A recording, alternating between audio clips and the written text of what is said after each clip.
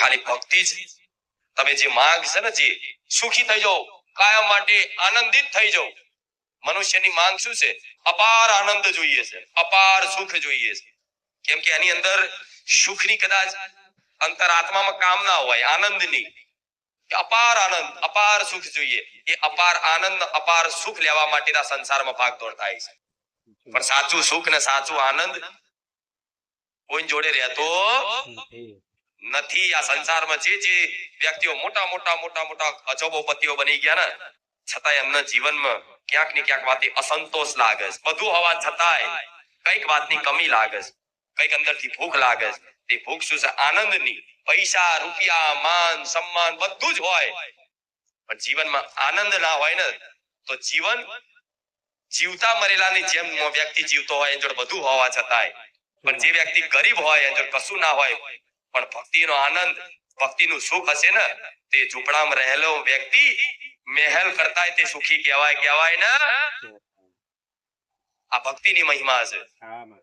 દરેક મનુષ્યનો જન્મ કેમ થયો છે? ધરતી પર જન્મ થયો, મનુષ્ય અવતાર મળ્યો, તો પહેલેથી ભગવાનની કૃપા થઈ ગઈ તો તમને મનુષ્ય અવતાર મળ્યો છે. ક્યાંય પશુ પક્ષીની યોની ભટકતા જીવ ભગવાનને દયા આવી અને દયાના પાત્ર બન્યા, અને એક વખત ભગવાને ફરી અવસર આલ્યો કે જાઓ, મનુષ્ય અવતાર પ્રાપ્ત કરી અને જીવનમાં સાચી સેવા, પોતાના કર્તવ્યનું પાલન કરી અને ભગવાનની ભક્તિ કરી અને પોતાના ઘેર પરત પાછા આવી જાય. ભગવાનનો એ ઉદ્દેશ છે. ખોવાઈ ગયેલા જીવ છો, તમારું લક્ષ્ય ક્યાં છે તમને ખબર? ક્યાં જવાનું, ક્યાંથી આયા, ક્યાં જવાનું ખબર? અત્યારે જ્યાં છો ત્યાંની ખબર છે, પણ આ જ્યાં છો અત્યારે હાલ, એ ભગવાને એવી રંગબેરંગી દુનિયા બનાવી છે ને, બધી વસ્તુમાં વ્યક્તિનું મન આકર્ષિત થઈ જાય. આ કર લો, આ કર લો, આ પામી લો, આ પામી લો. પણ આ પામમાં તમારી ઉંમર જતી રહેશે, ખબર નહીં પડતી. કાલ મૃત્યુનું ટાણું આવી જાય છે અને યમરાજના દૂત આઈને ઉભા થઈ જાય. તારે કહેવા રહેજો કે ના ના, હજુ મને 5 વર્ષ જીવવા દો. અહીંયા કોઈનું ચાલવાનું ત્યાં ભલામણ કરજો. શ્વાસો ગણેલી છે દરેકની ઉંમરની. શ્વાસો ગણતરીની શ્વાસો લઈને આવ્યા. જેટલી શ્વાસો ધરતી પર લેવાની છે એટલી જ લેવાના. એક વધની શ્વાસ કોઈ લઈ શકવાનું નથી. ત્યારે કહેવા રહેશો ને, બરોબર, હજુ તો મારે ઘણું બાકી છે, હજુ મારા ઘર બનાવવાનું છે, હજુ મારા ગાડી લાવવાની છે. ત્યારે કોઈનું ચાલતું નથી. સૌથી કાળો દિવસ, સૌથી અંધકારમય દિવસ મનુષ્યનો એ છે કે એને જીવવું છે છતાં એને મરવું પડે. કેવું? દરેક વ્યક્તિને જીવવાની ખૂબ ચાહ છે, પણ આજે ને એક દિવસ તો દરેકનું મૃત્યુ નિશ્ચિત છે ને. હા, મૃત્યુની વાત કરતા તો ડરી જાય. મૃત્યુ ડરવાની કોઈ વાત નથી. એ સત્ય છે, સનાતન સત્ય છે સંસારનું, કે જેને જન્મ લીધો છે એને એક વખત મૃત્યુ આવવાનું છે, એક વખત મરવાનું છે. ખબર છે ને? કોઈ આજ ગયા, કોઈ કલ ગયા, કોઈ ચંદ રોજ में जाएगा. શું? કોઈ આજે ગયું, કોઈ કાલે ગયું. દરરોજ કઈક ના કઈક જન્મ થાય છે, કોઈના મૃત્યુ થાય છે, કોઈના જન્મ થાય છે, સામે મૃત્યુ થાય છે. એવી રીતે તમે ભૂલી જાવ છો કે દાડો અમાર મરવાનો છે. ભૂલી જાવ છો ને? હા, બીક લાગે મરવાની વાત કરતા. મારી આવું છો બોલસ તું? એટલે તો કહેવાય છે કે આ મૃત્યુની વાત કરતા તે હલી જાય. કો કે ને, અરે આવું ના બોલશો યાર, તમે આવું તો બોલો છો. અરે પણ જે સ એ એમાં શું તમે આને છુપાવશો, આને નકારશો તો એ રહેવાનું છે કોઈ નથી. સમય ઉભો રહેશે.